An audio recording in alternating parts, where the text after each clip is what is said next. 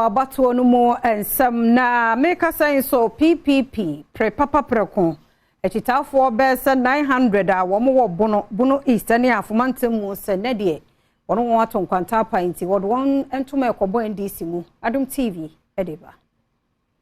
Chairman Emma NDC amanyoko no esiedu nketia ebo PPP manfo ya womo abaka womo no abaso na wode to onenim se womo emo na NDC enko nenim wosan edeto eye onipa ono eneda PPP amanyoko no ano papa Kasee endum enim se wono nso emfa ne ntoma ema meka NDC fo ede ho na ninya pade bi aban no ede ne nsa atoto so no womo aboa no na NDC amanyoko no so abedi nkunim ewo 2024 abato nim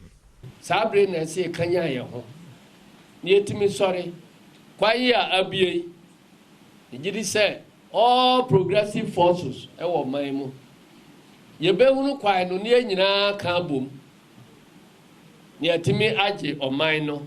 asi ho abra ya sheda edi pa kwasi ndum no mo amobai no mo ne no nkasa se de adro no NDC nkwa ene betimi atu aban we NDC nkwa ene betimi ahwese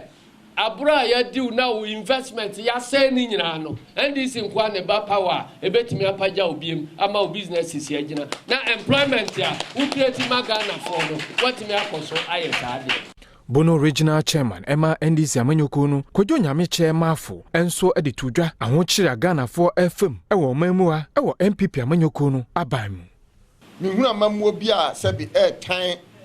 etise MPP Nana Akufo-Addo bawumia aban a sese a Ghana ekuta omo